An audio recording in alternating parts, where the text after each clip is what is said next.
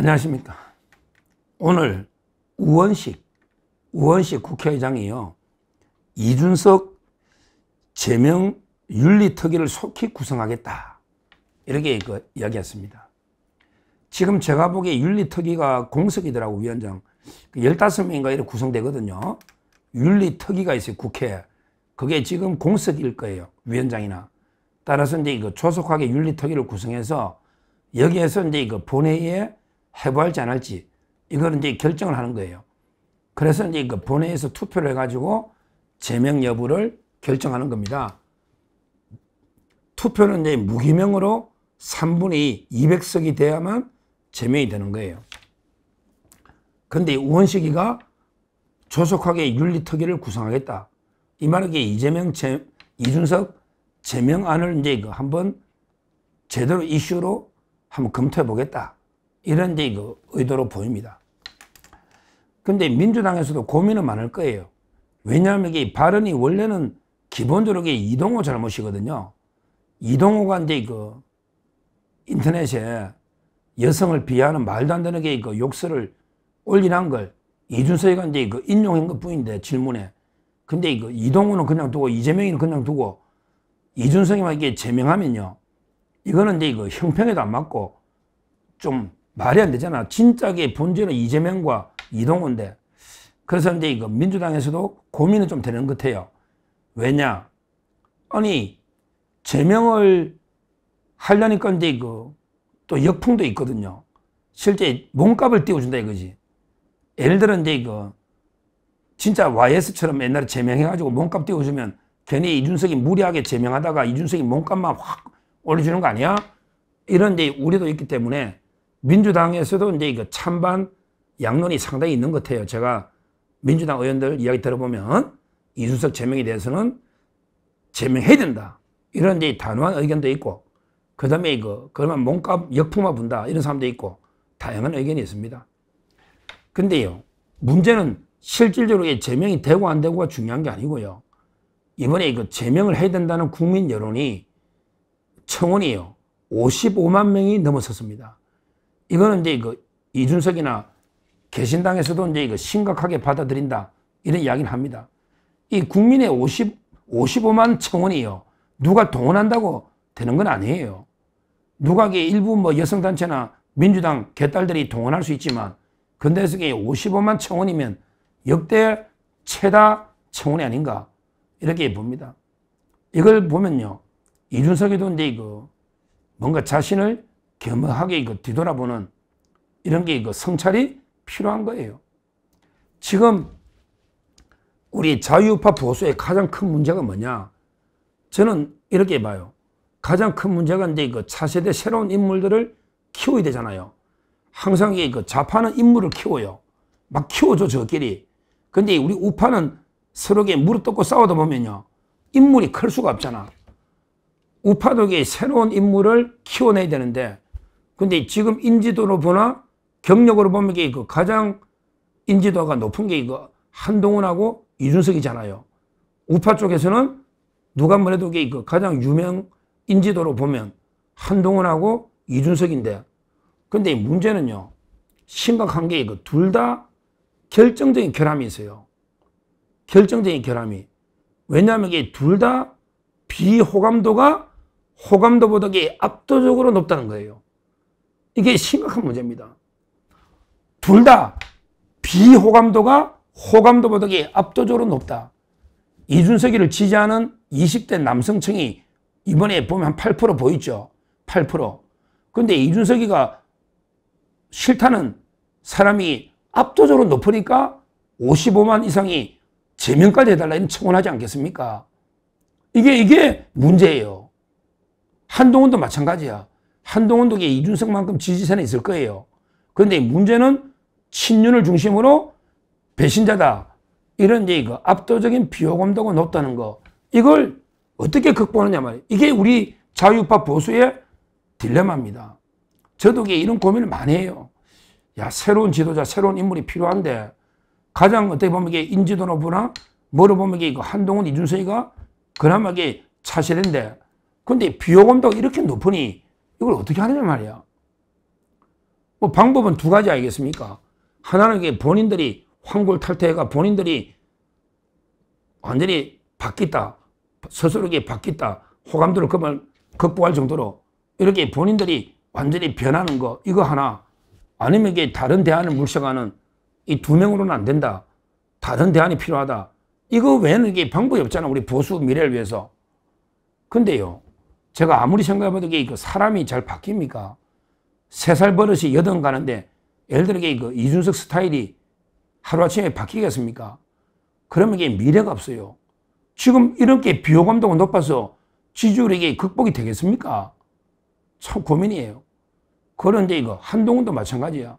지금 이게 이렇게 비호감도가 높아서 이게 극복이 되겠습니까?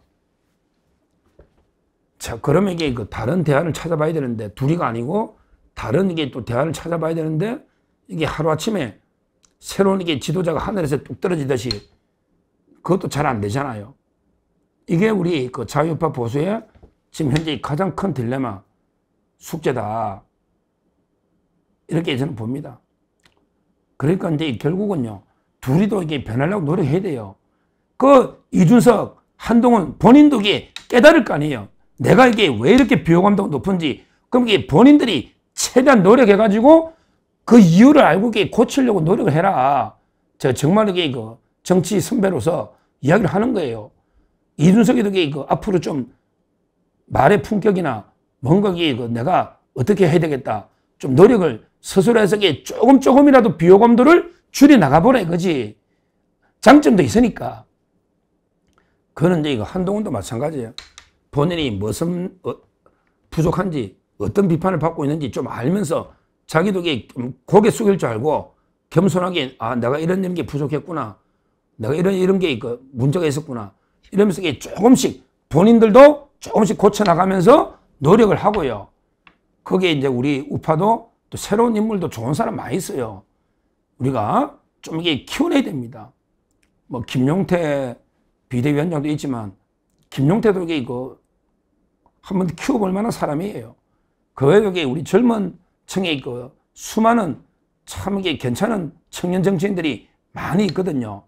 앞으로는 이제 우리도 사람을 좀 키워야 된다. 좌파는 서로 막 밀어주고 키워주더라고요. 대표적으로 이재명이가 차기에 대통령 만들어주려고 김민석이 키워주는 곳이에요. 김민석이가 정과 사범에 진짜 문제가 많거든요. 근데 김민석이를 총리직에서, 그래, 총리에서 너 다음에 한번 대권 도전해봐.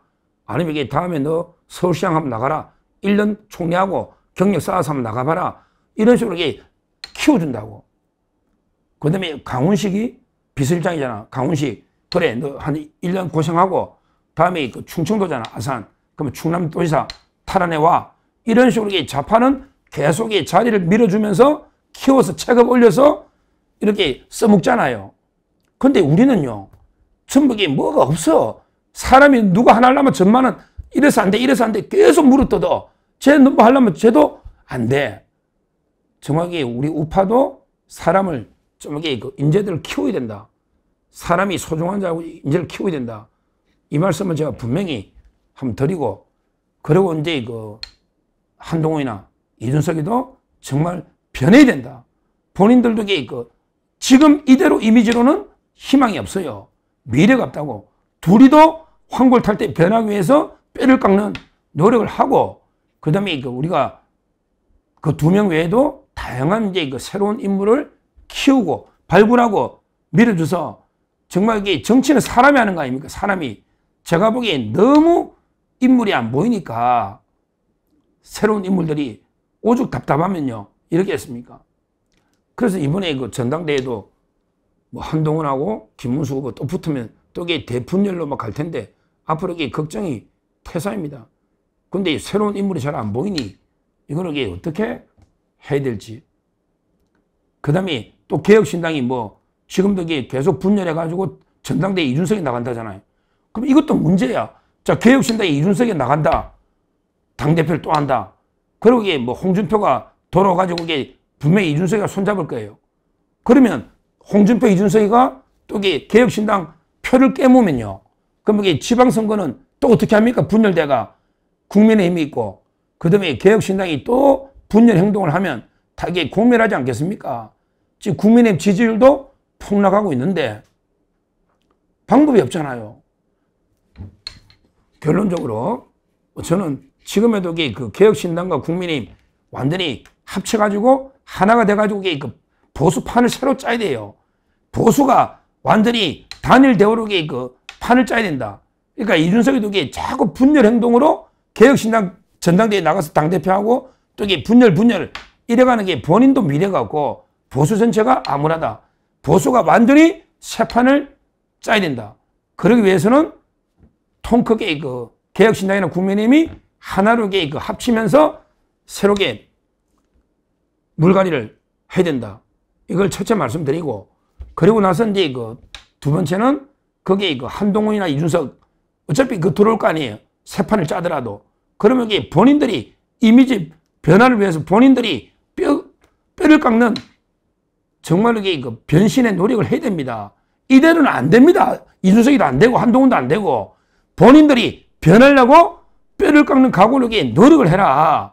이걸 제가 두 번째로 말씀드리고요. 그리고 이제 그 마지막 세 번째로 둘이 외에도 이준석 한동훈 외에도 우리가 정말 이게 그 젊은 청년 정치인들을 앞으로 이게 대거 중용을 해야 된다. 그러기 위해서는 과감하게 비대위든 지도부에도요. 청년 최고 지금 한 명이잖아.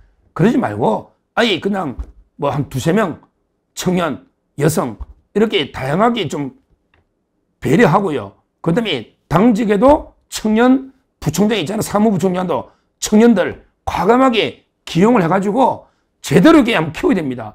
그러기 위해서는 이게 젊은 청년들을 책임 있는 자리에 발탁을 해야 된다. 이게 제가 생각하는 유일한 해법입니다. 다시 한번 말씀드리지만 이준석 자국에 지금처럼 분열로 가서는 안 된다. 본인이 자국에 개혁신당 뭐가 달라. 지방선까지 분열되면요. 완전히 표가 엇갈리면 공멸한다.